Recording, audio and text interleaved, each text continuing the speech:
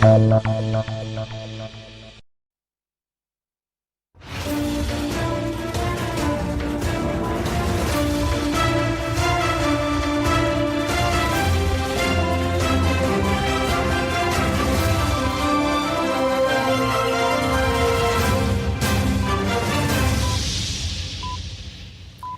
good evening. It's News 360 coming to you live from the News Hub here at Adesawe Kanda. I am Portia Gabor. And I am Martin Aseidu Dartey. Let's bring you the headlines for the next 1 hour. News 360 Headlines is brought to you by Flamingo Paint, Pepsodent Charcoal and Pepsodent Herbal, EcoBank.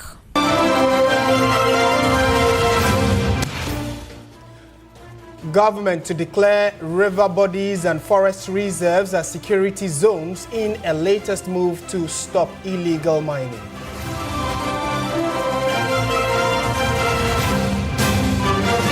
And also coming up tonight, Ghana Police Service dismantles criminal gang linked to the killing of some police officers and a series of armed robberies at rural banks across 5 regions.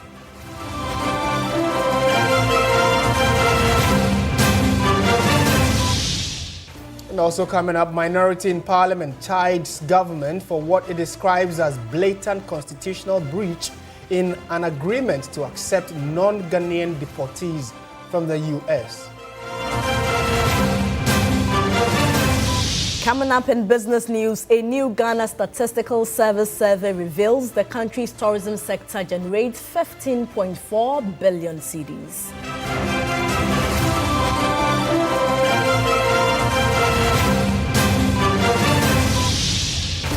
And on the international front, Ukrainian President Volodymyr Zelensky asks international community to stop Russia now or risk expansion of Ukraine war by Putin.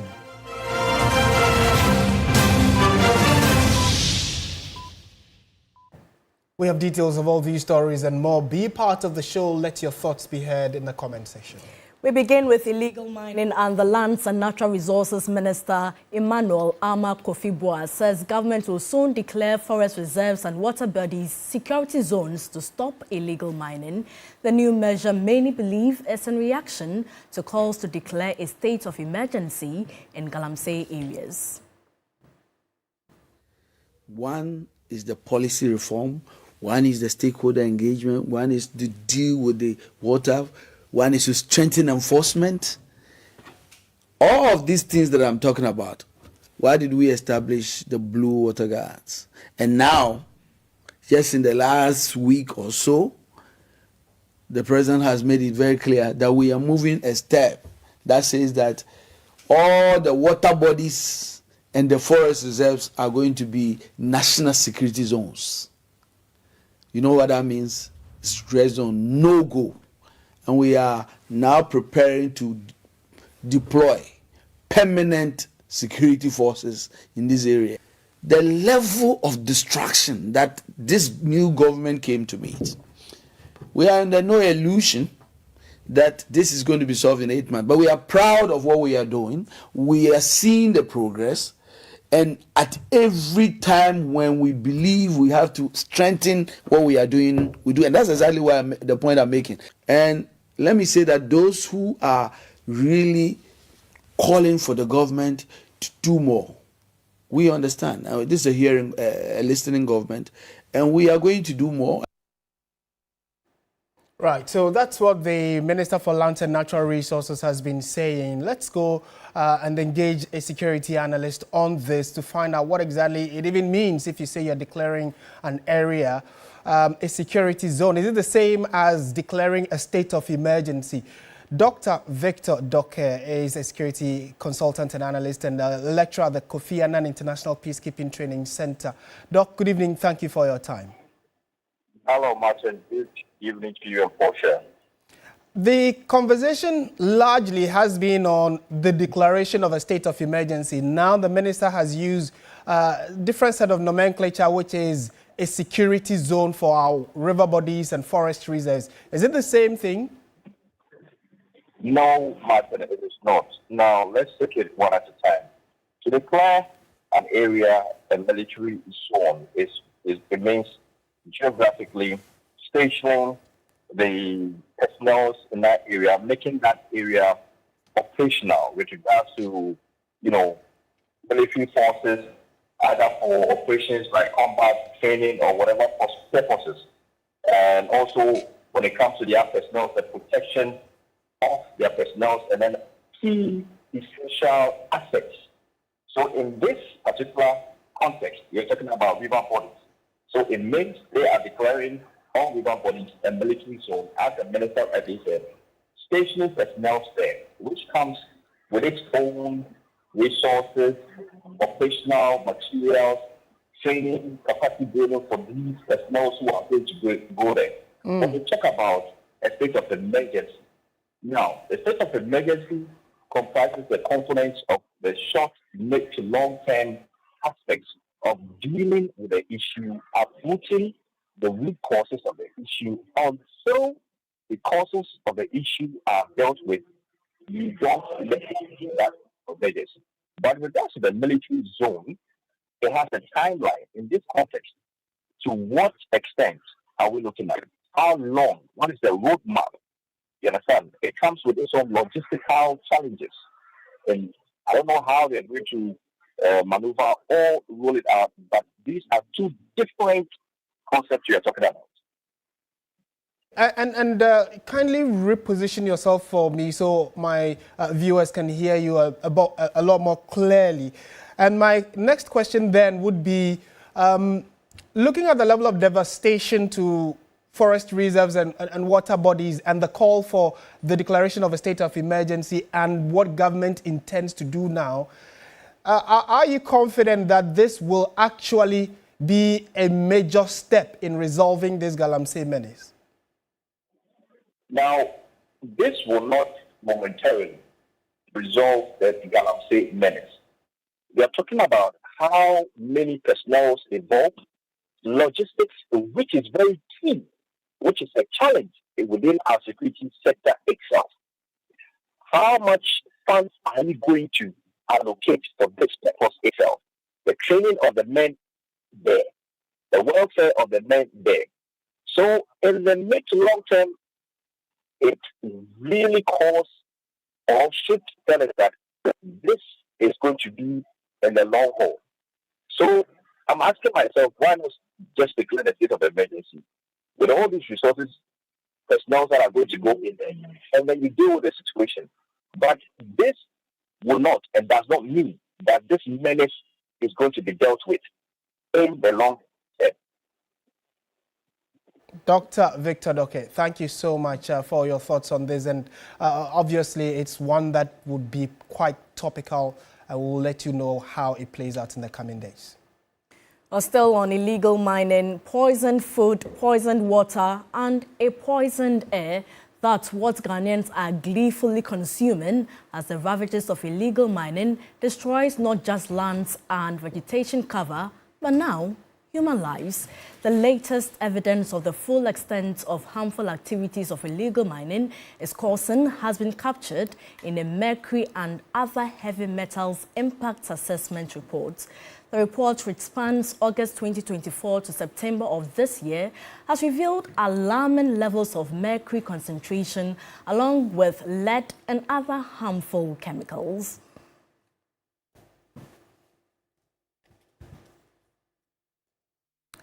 Now, my colleague Martin is on the magic wall with a breakdown of some of the findings, and this is certainly alarming. Very alarming and quite shocking. In fact, when the report came out, bits and pieces, people started asking questions. Does that mean that the food you're going to buy from the market tomorrow and going forward, is it safe? Can you consume it? But let's look at the details of what exactly was captured in the report. And this was actually conducted by the Environmental Protection, the EPA, and also Pure Earth. Now, they decided to go to a number of regions and then test both the soil, the air, and water, and they've come out with some really shocking revelations. So we'll take you through them briefly.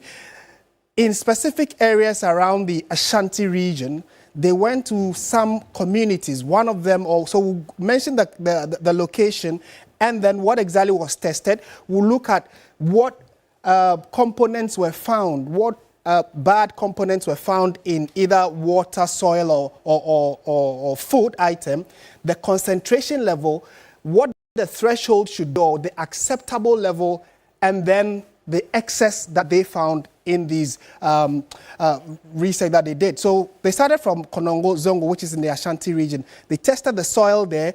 What they found in it was mercury, and they found that instead of the soil having a minimum of 10 parts per million, that's the ppm, 10 parts per million in the soil, they found in excess of 1,342 parts per million. That is 13,000% and more of mercury in soils in and around the Konongo area. Konongo, Dumase, same thing. They tested the soil. They realized that instead of the 10 ppm, they found 909 ppm.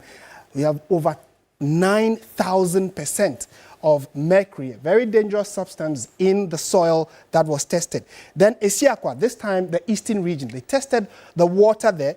Water was polluted with mercury. And instead of 0.001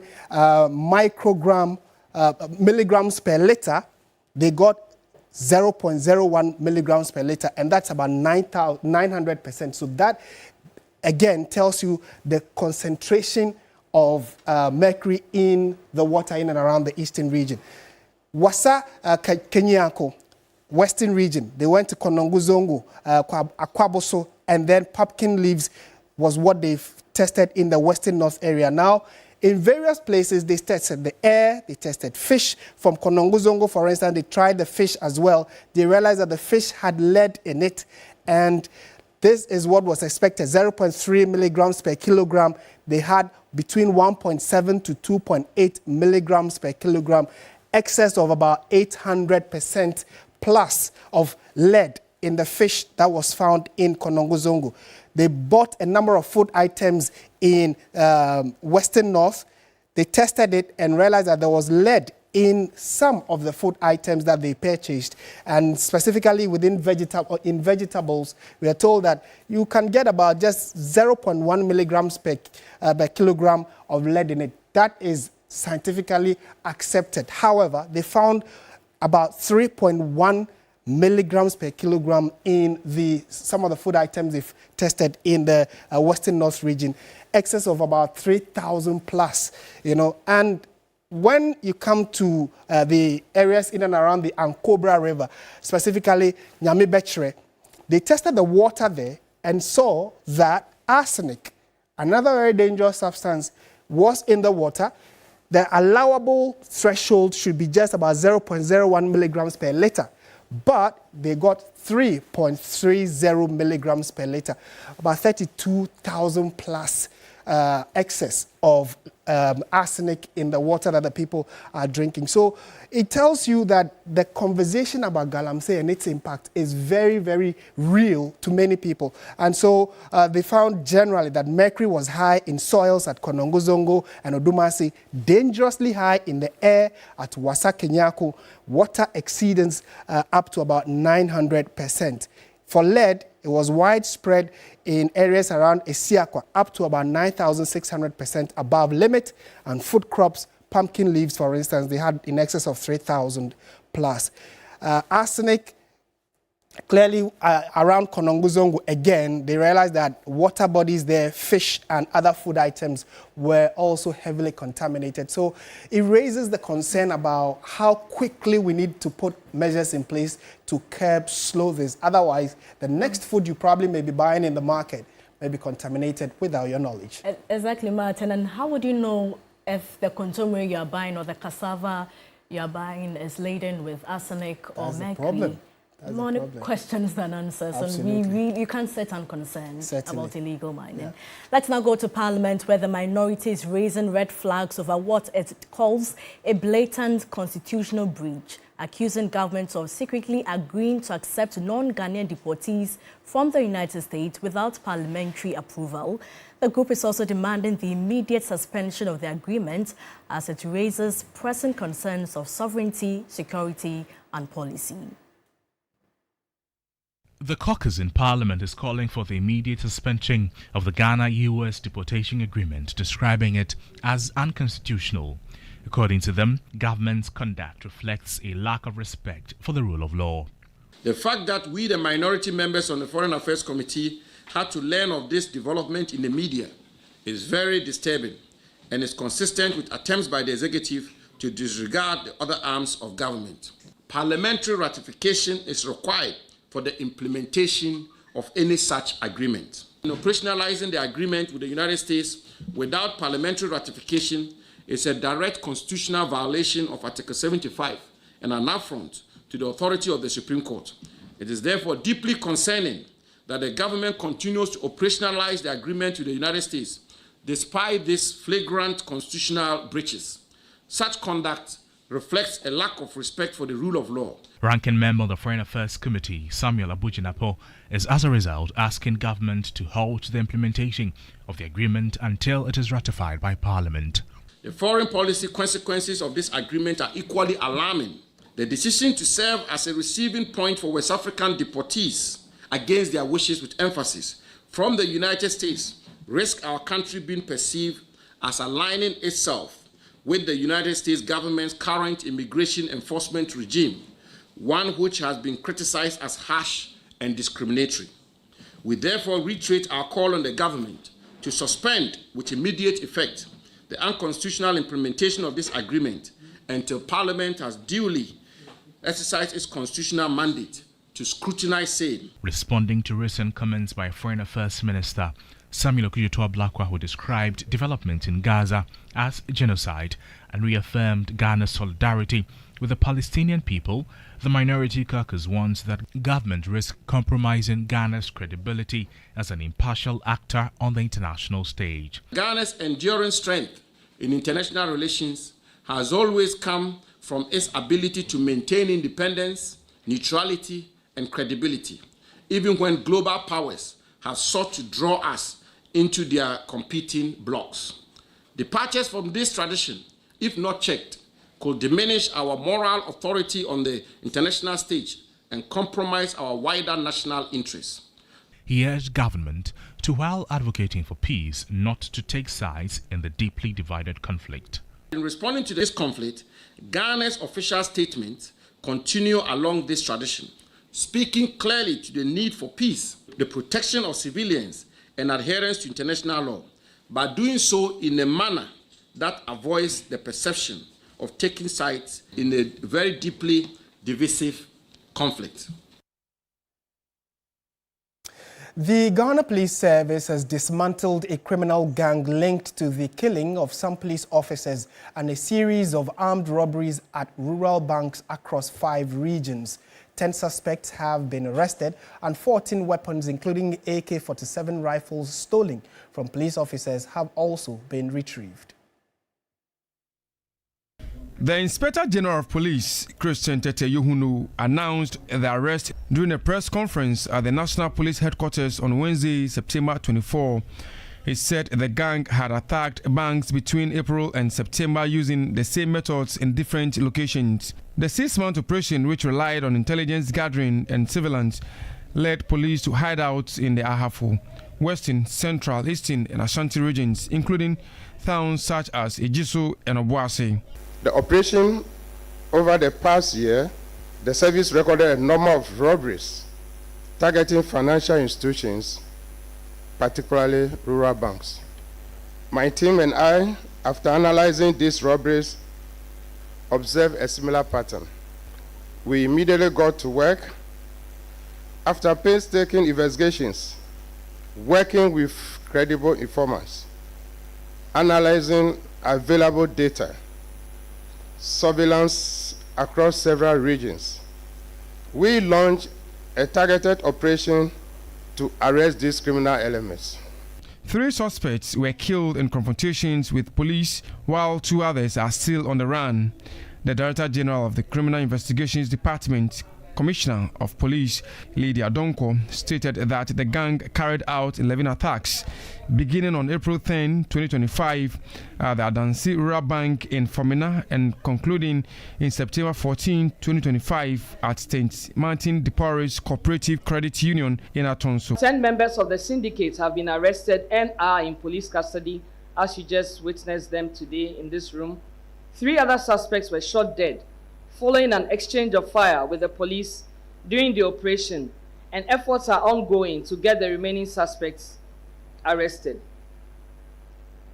The suspects are Akwesi Ejay, alias Cobra, Ibrahim Al-Hassan, Samuel Apia, alias Akwesi Mugu, Francis Akwa, alias Preman, David Obobi, alias Wasti, Martin Akansina, alias 1 Billion, Nanaya Frimpong, alias Mystical, Kojo Atingawo, alias Boga, Samuel Akwesi Jan, Stephen Say, Koku Pepra, alias X5, he is deceased.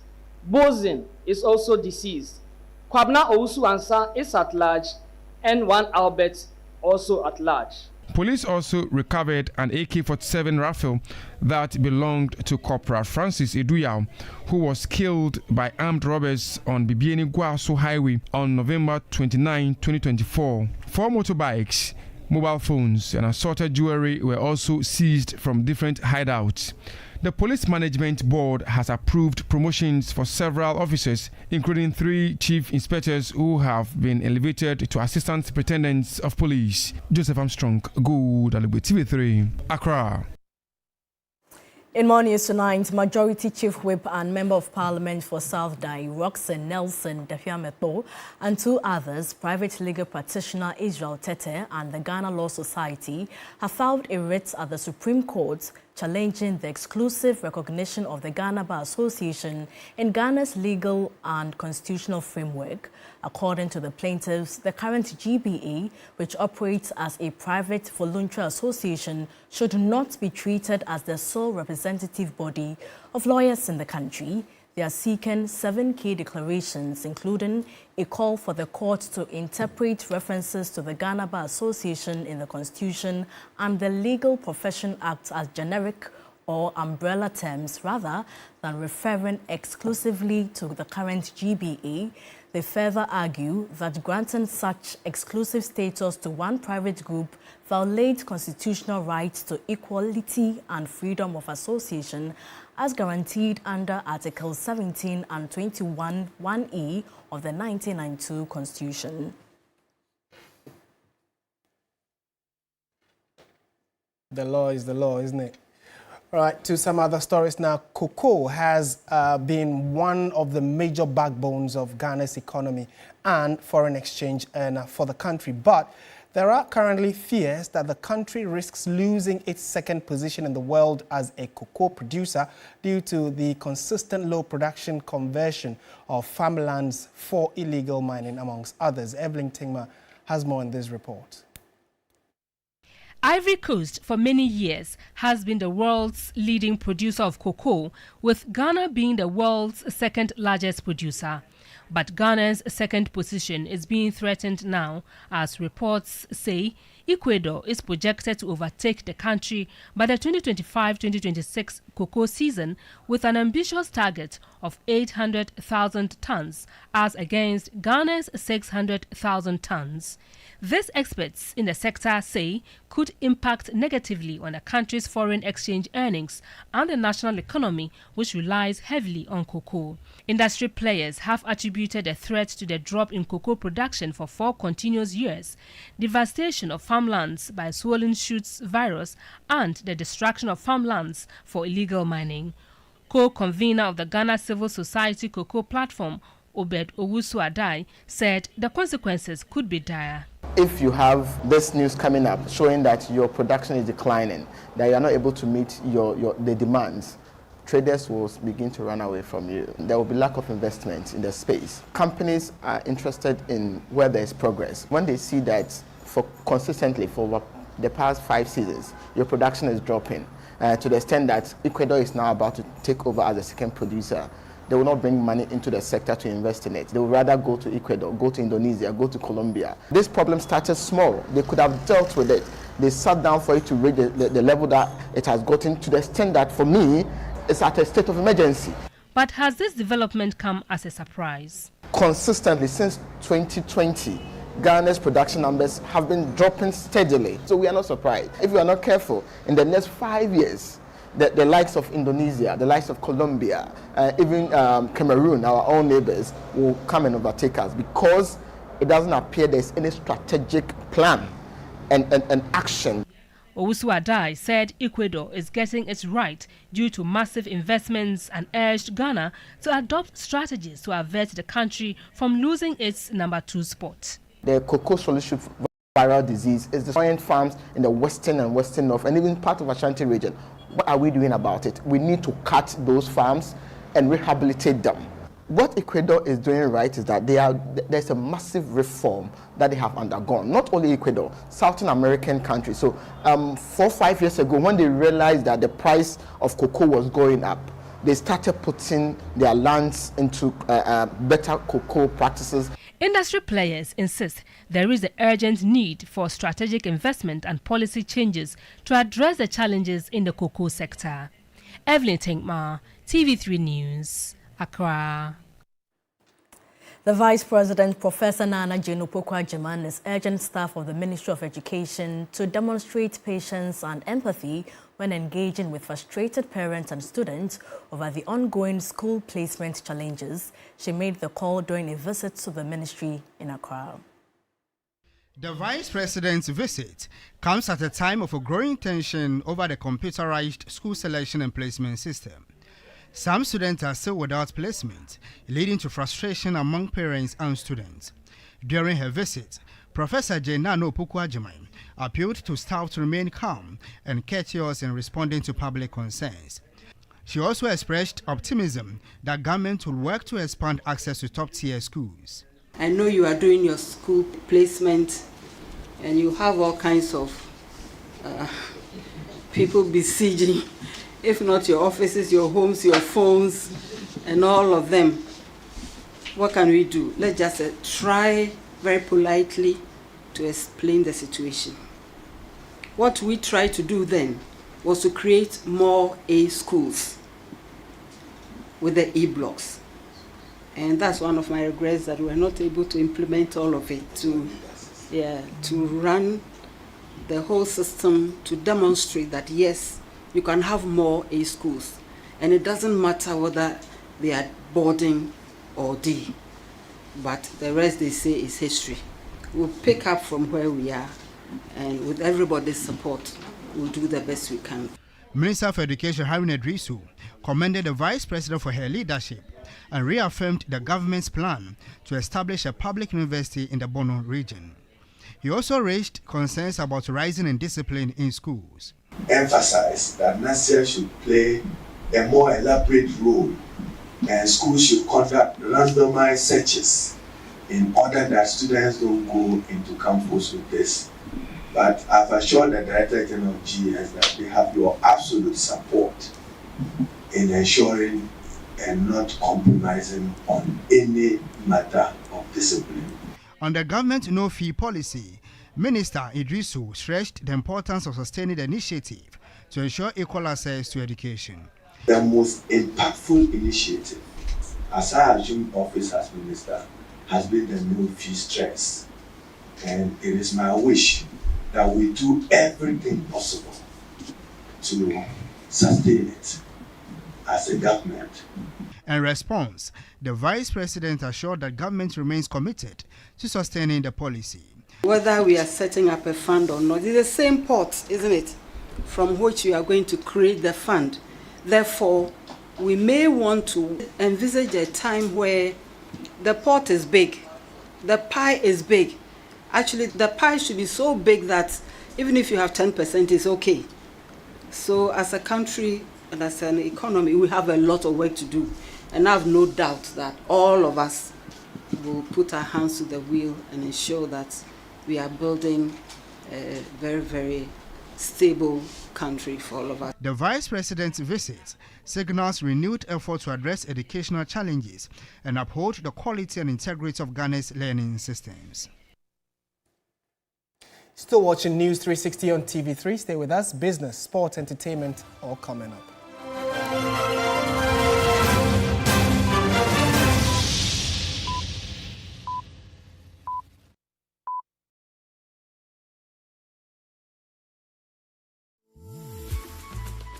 I love Kristen and Charcoal. Why? When there are so many other charcoal toothpaste. That's both.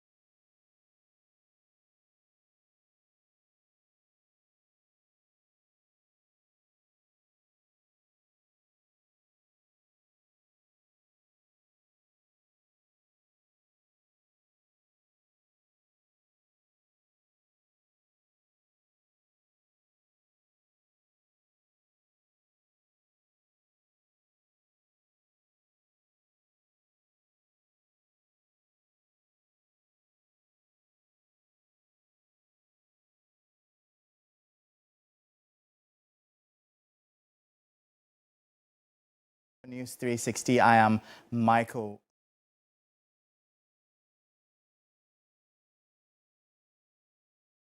International visitors spent over 50.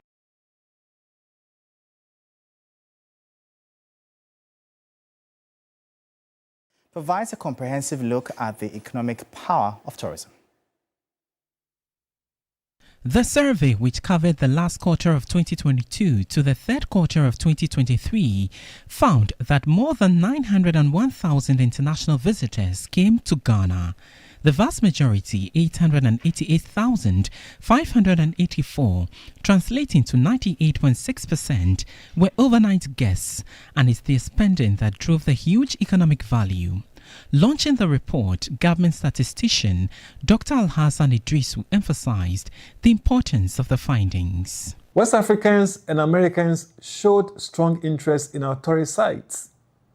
Hotels were the most popular accommodation, and the top destinations included Independence Square, the Arts Center, Cape Coast Castle, and the Kwame Nkrumah Memorial Park.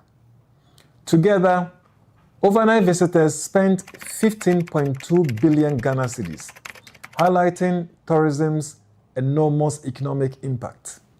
The report indicated that same-day visitors were 12,864. Nearly three-quarters of them traveled by air. Collectively, same-day visitors spent 24 million Ghana cedis, providing a boost to local businesses. And their favorite attractions included the Bisa Abrewa Museum, Cape Coast Castle, the National Museum, and the Kwame Nkrumah Memorial Park.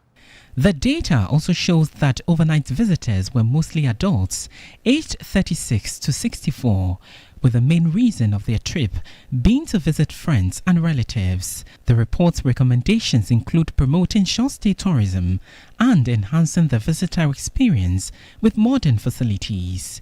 It's a clear roadmap to help Ghana's tourism sector reach its full potential. The German Development Cooperation, in partnership with the Association of Ghana Industries AGI, has successfully completed the African SME Network for Exchange and Trade project, a crucial initiative aimed at boosting Ghana's small and medium-sized enterprises, SMEs. The project, operating under the brand Invest for Jobs and funded by the German Federal Ministry for Economic Cooperation and Development, has made significant strides in addressing the substantial financing and technical gaps faced by SMEs in sub-Saharan Africa. Bridging the financial and knowledge gaps, SMEs in Ghana face a financial deficit of approximately $4.8 billion, a key barrier to growth.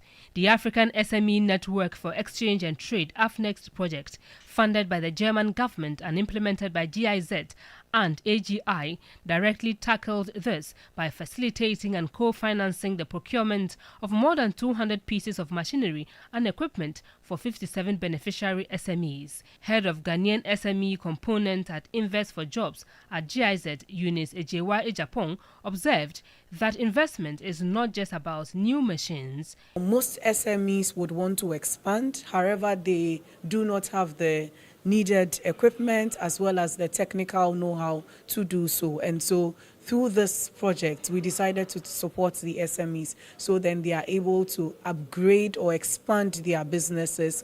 They are able to scale up, increase their productivity, and then be able to create more decent jobs. Director of Finance and Administration at AGI, Nathaniel Kwakupong, noted the support was tailored to the specific needs of each enterprise. And the project was also structured in such a way that AGI actually assumed the role of ownership of the project, such that any time equipment are to be purchased, it has to go through AGI, where AGI owns the project and then in turn gives to the SME beneficiaries. The combined approach of financial assistance, capacity building and international exposure is projected to accelerate business growth and create more than 300 decent jobs. The board of ADB Bank has announced a profit of over 35 million cedis for the 2024 financial year, marking a sharp turnaround from 2 consecutive years of heavy losses. This was revealed at the bank's 30th annual general meeting held in Accra. The bank had previously posted losses of approximately 370 million cedis in 2022, followed by nearly 860 million cedis in 2023. However, in 2024, the fortunes of the bank turned, where it declared a profit, with customer deposits surging by almost 50% to over 12 million cedis. The managing director says the bank is now repositioning itself as a profit-oriented institution. Our objective is to move from a loss mentality to a profit mentality, but not just a profit mentality, but 1 billion Ghana cedis in profit. So over the past 2-3 months, we've been able to change the mindset and the orientation of all the team members, all staff, and we are all focused. But 1st January 2026, we'll start and be taking the steps towards delivering 1 billion in profit, 100 million of our costs, working towards being among the top 3 banks in Ghana and generating in excess of 35 billion in deposits. Despite the turn to profitability, the board did not recommend dividend payments, citing the need to further consolidate the bank's financial position. The board chair says ADB's renewed strategy aims to disrupt the market and reaffirm its relevance in Ghana's banking sector. For us, it's all about customer experience because money is a commodity. Everybody knows the price. So why would I go to Bank A and not Bank B? And why would I come to ADB? It's about customer experience. The issue with non-performing loans is, yes, it's an issue, but they say if you do the same thing and expect different results, you are mad. And we're doing things that are completely different to make sure that we collect the loans. ADB Bank PLC is a universal bank offering a comprehensive suite of services across consumer, corporate, public sector, SME, agribusiness, trade, and e-banking. Its core mandate remains universal banking with a developmental focus on agriculture. And that'll be all for the business segment here on News 360. I am Michael Obodu. We'll bring you updates now from the currency and the commodities market.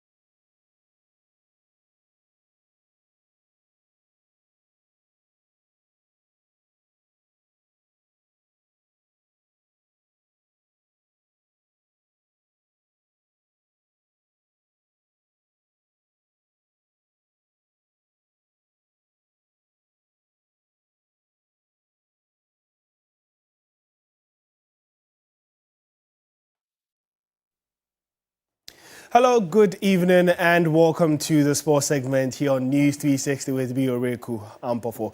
Let's start off with our first story, where Fiorentina have confirmed defender Tariq Lamptey has suffered a serious injury following a setback in the Serie A clash against Como on September 21, 2025. In an official medical update, the club reviewed that Lamptey underwent arthroscopic surgery, which confirmed a tear in his left anterior cruciate ligament. The procedure also included a successful reconstruction of the ligament, and Lamptey faces a lengthy spell on the sidelines as he begins his recovery progress. The 24-year-old pulled up in the 20th minute after attempting to control a ball in the fixture against Como.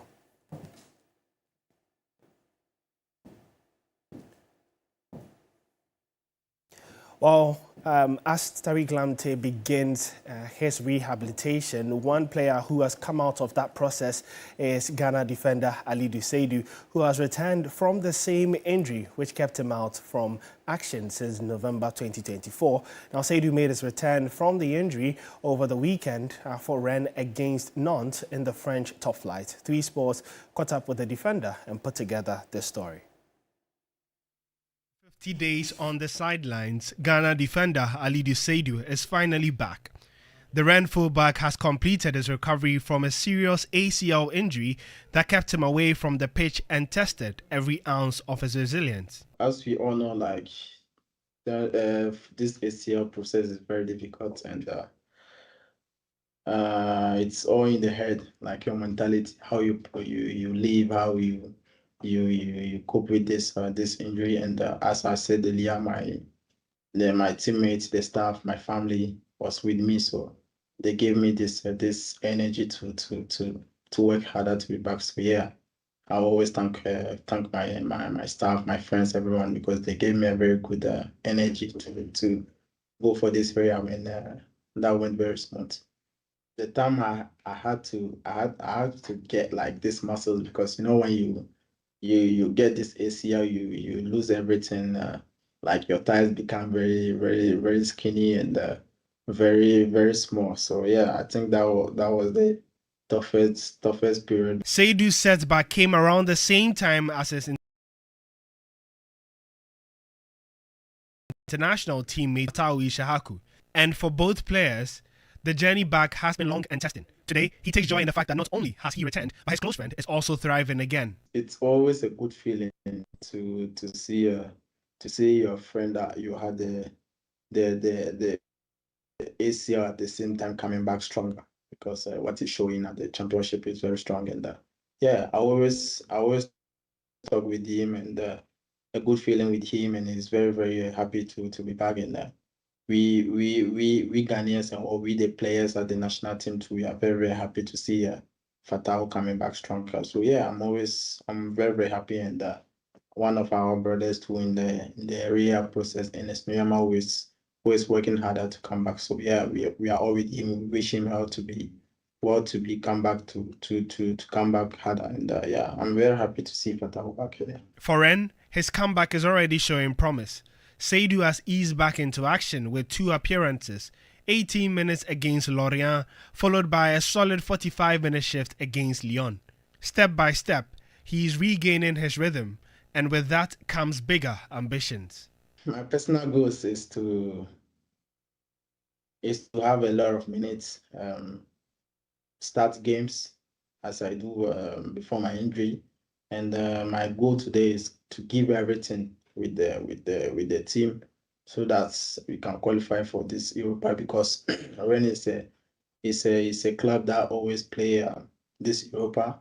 My last 2 seasons we couldn't qualify for Europa, and my goal today is to give everything, to train harder, to give my best, so that we can all put everything together to qualify for this Europa and play more minutes here. The injury may have slowed him down, but it has not stopped him. Aseidu is back, sharper in mind, stronger in body, and hungrier than ever for success. More updates on our social media handles at 3 Sports. GHR will be providing you updates of ongoing Europa League games and Carabao Cup matches. My name is Oreku Ampofo, and entertainment is next after this break.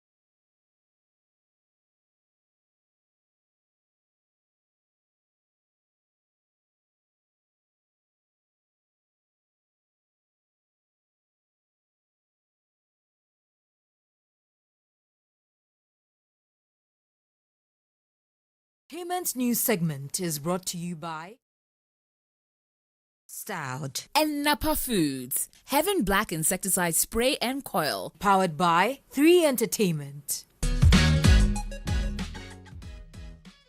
Well, good evening and welcome to the Entertainment News segment here on News 360. My name is Noella Donko. Now, award-winning Ghanaian film director Kofi Asamoah, popularly known as Kofas, has called on the National Film Authority to enforce the provisions outlined in Ghana's Film Act. Now, according to the filmmaker, the solutions needed to elevate the Ghanaian film industry are already enshrined in the Film Act. He believes that if these provisions are fully implemented and upheld, they have the potential to significantly advance the industry.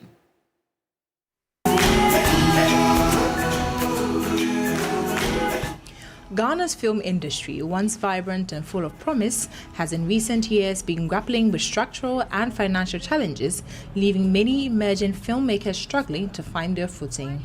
But efforts to revive the sector are underway. Just last week, the National Film Authority held a national film dialogue, bringing together key stakeholders and partners to chart a new path forward. Fund that will be established later. If you are running educational institutions or programs, one of the areas that can qualify you to access the fund is the educational institutions. Award-winning director Kofi Asamoah, known as Kofas, believes the answers lie in the Film Act itself. He says the Act already contains the policies and frameworks needed to transform the industry if only they are enforced. He's calling on the National Film Authority and government to take bold steps, arguing that proper implementation could unlock jobs, attract investment, and project Ghanaian culture globally. The NFA should stand in and negotiate on behalf of filmmakers. I want to challenge the NFA that if they will be able to enforce just half of the stipulations of the Film Act, I tell you, and I kid you not, that there will be a lot of difference. There will be a lot of changes in the Ghana film industry. The policies are already there. Everything that we've fought for years is all well stipulated in the Film Act, but enforcement is the problem. And so if we can enforce just half of it, we should be good. His comments echo growing calls within the creative sector for stronger support, sustainable structures, and real change. Is it? And that'll be all for the entertainment news segment here on News 360. My name is Noella Donko. Thank you so much, Noella. Coming up, international news. Vladimir Putin will keep driving the war forward wider and deeper if it's not stopped, Ukraine's President Zelensky has warned. Speaking at the UN's General Assembly in New York, Zelensky said more countries would be met with Russian aggression unless allies displayed a united front and ramped up support. He said all nations were threatened by a global arms race as military technology advances, adding that weapons decide who survives and called for global rules on AI. His comments come after US President Donald Trump shifted his position on the Russia-Ukraine war, saying for the first time that Ukraine could win back all of its land. Zelensky criticized international institutions, suggesting they are too weak to offer Ukraine safety guarantees, adding in apparent reference to NATO that being part of a long-standing military alliance doesn't automatically mean you are safe. That's it for our package this evening. Thank you so much for watching. I am Martin Aseidu Dartey. And I am Portia Gabor. Do join Alfredo Cancer at 10 p.m. for Ghana Tonight. Good evening.